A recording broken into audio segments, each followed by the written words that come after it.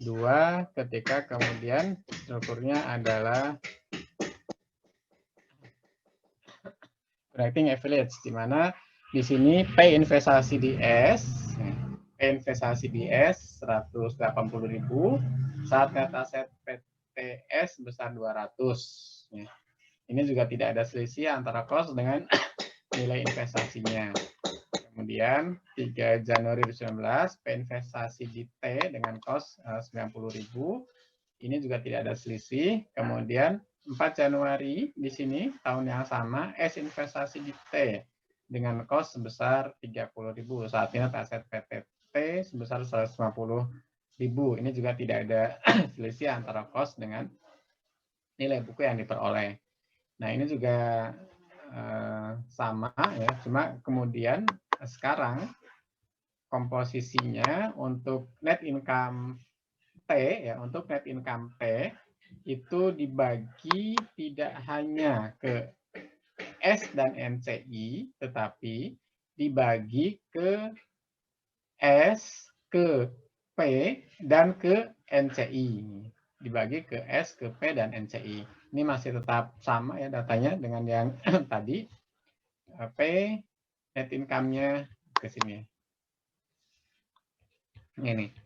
Nah, spread income P 100, spread income S 80, dan ini adalah net income T. Ya, net income T. Nah, 60 ini kita bagi ke P 60%. P dapat alokasi 36.000, kemudian ke S 20% dapat 12.000, kemudian ada NCIT sebesar 12.000.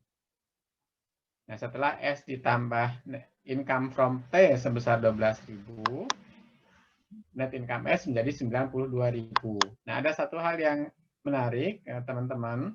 Kita tahu bahwa pemilihan cost dan equity, ya kalau kita belajar di AKM, ya pemilihan cost dan equity, kita belajar di AKM, cost method itu digunakan ketika kemudian investor tidak memiliki pengaruh terhadap investasi yang dalam kondisi kepemilikan, itu ditandai dengan kepemilikan minimal 20%.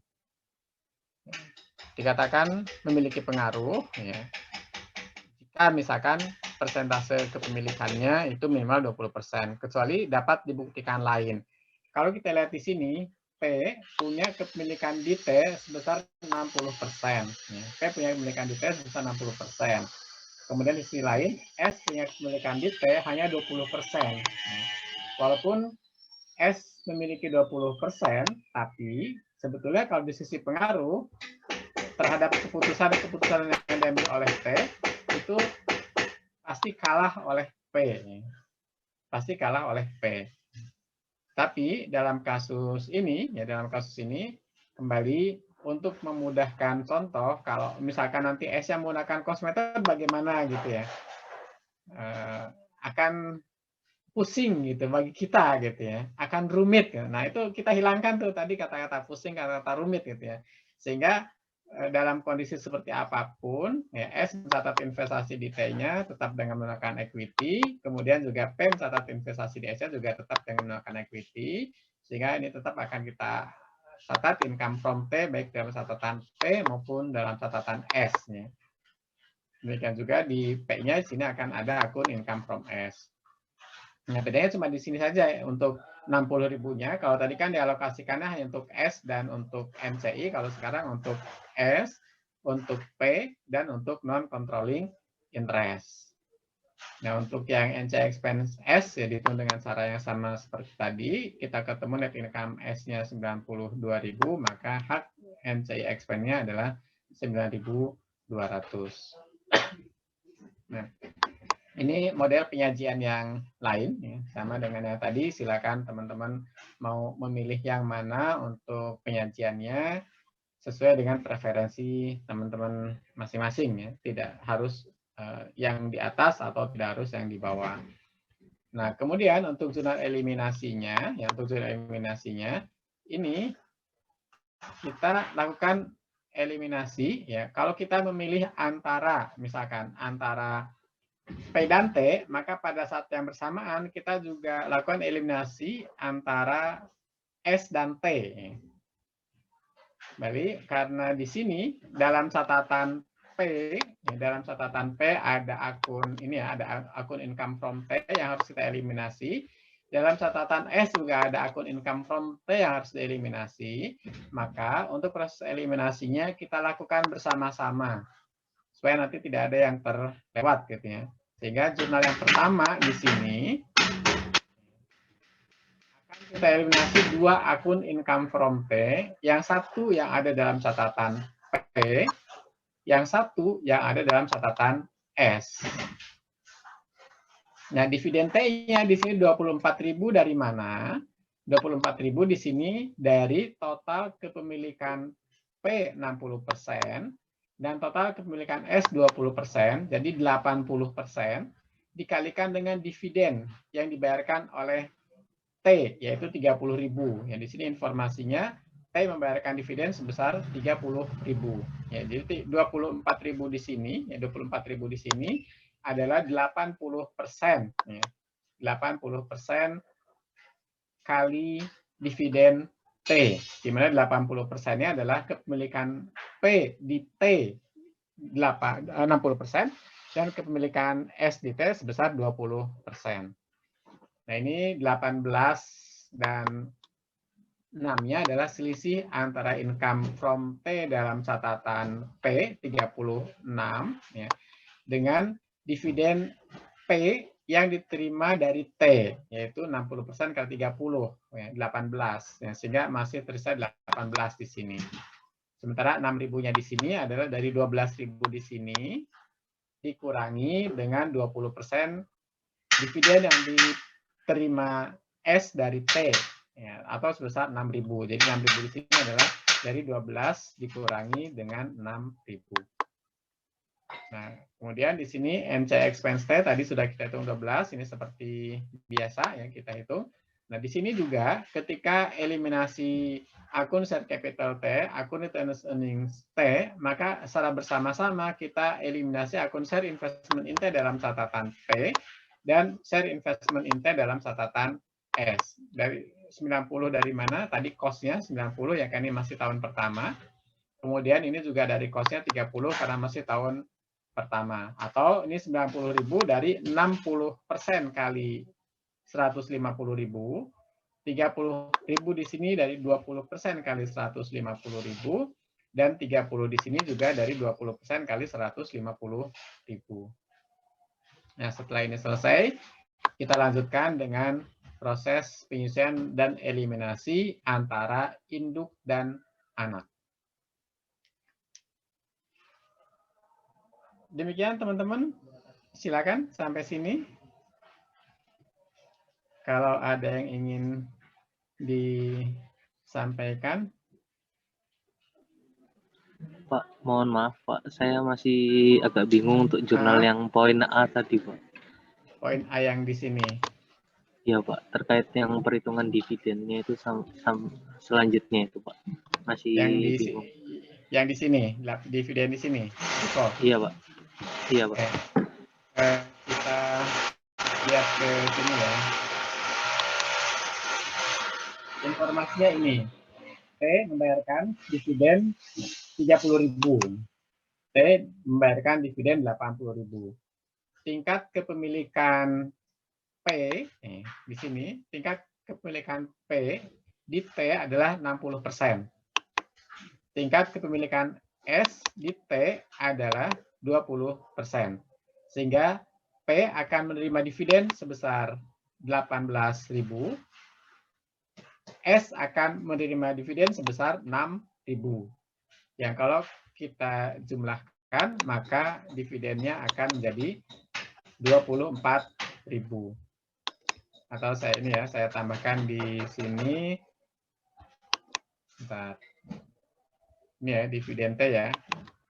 Ini dari 60% kepemilikan P di T ya, ditambah dengan 20% kepemilikan S di T, ya, dikali 30.000.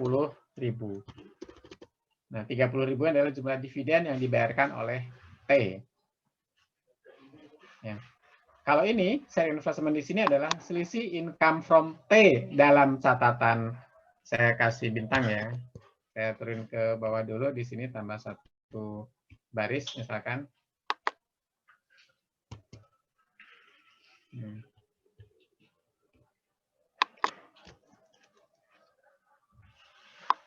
Untuk tanda bintang yang pertama di situ adalah selisih antara income from T dalam catatan T ya, dengan dividen T yang diterima oleh P.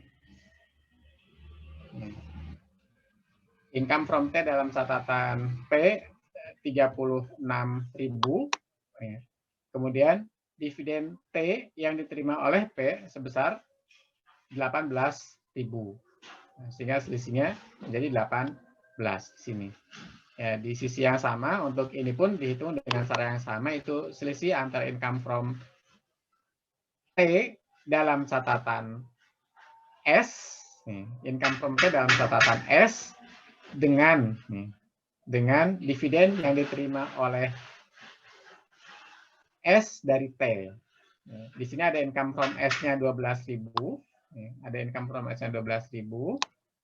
Kemudian S menerima dividen dari T sebesar 6.000. Nah, selisihnya kita closing ke dalam share investment in T. Demikian, Rivo bisa membantu? Bisa, Pak. Terima kasih, Pak. Sami-sami. Mangga yang lain? Ini mohon maaf ya, saya off video ya. Khawatir nanti tertendang lagi gitu. Nanti kalau sudah menunjukkan sinyalnya lebih kuat, saya inikan lagi. Saya nyalain lagi videonya.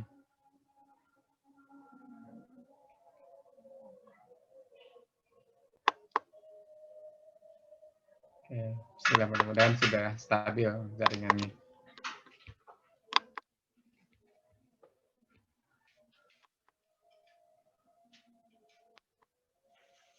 Oh, nggak bisa ya, nggak bisa muncul lagi videonya.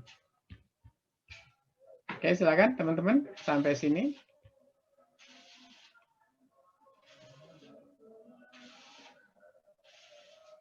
Kalau tidak ada, kita lanjutkan ke slide yang keduanya. Tadi kebetulan kan tidak ada selisih ya.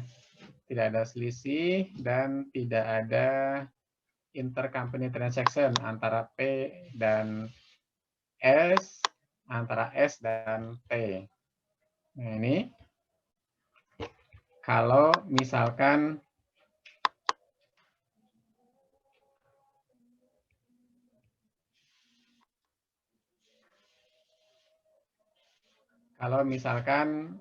terjadi selisih gitu ya dalam proses investasi dari PKS atau misalkan ada hal-hal yang lainnya. Ini ilustrasi yang pertama adalah dengan amortisasi excess value tanpa interperusahaan, tanpa transaksi interperusahaan. Misalkan induk mengakuisisi anak dengan selisih nilai investasi sebesar 2.000 yang diidentifikasikan sebagai paten dan diamortisasi selama 5 tahun. Akuisisi anak cucu tidak menghasilkan selisih nilai. Akuisisi anak cucu tidak menghasilkan selisih nilai. Asumsikan ini pendapatan terpisahnya, ya, angka 10.000 dan angka 8.000 ini belum ditambah dengan income from S-nya. Belum ditambah dengan income from S-nya. Nah, karena dalam proses akuisisi anak ke cucu tidak ada selisih, maka income from cucu yang akan ada dalam catatan anak ya, itu akan diakui sebesar 3.500. Clear ya? 70% kali 5.000. Sehingga dengan ditambah 3.500 ya, dengan ditambah 3.500, jumlah sementara yang akan dialokasikan ke induk adalah 11.500. Kemudian ada amortisasi selisih, sebesar 400 pada saat parent investasi ke anaknya, sehingga yang akan kemudian teralokasikan ke parent itu 11.100. Dan demikian nanti parent akan memiliki income from S sebesar 9.990. Saya pindahkan dulu ya. Kalau misalkan teman-teman bingung dengan cara seperti ini,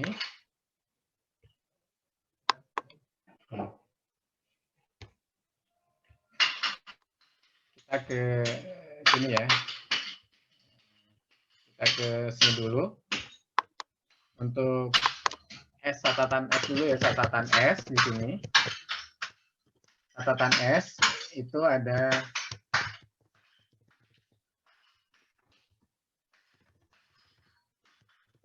spread income-nya sebesar 8.000 ya, sebesar 8.000. Mungkin kalau dengan ini bisa lebih memahami. Kemudian dalam catatan S ya, akan ada akun income from T. Akun income from T sebesar 3.500 ya, 3.500. Sehingga kemudian dengan ini S akan melaporkan ya, net income sebesar 11.500. S akan melaporkan net income sebesar 11.500.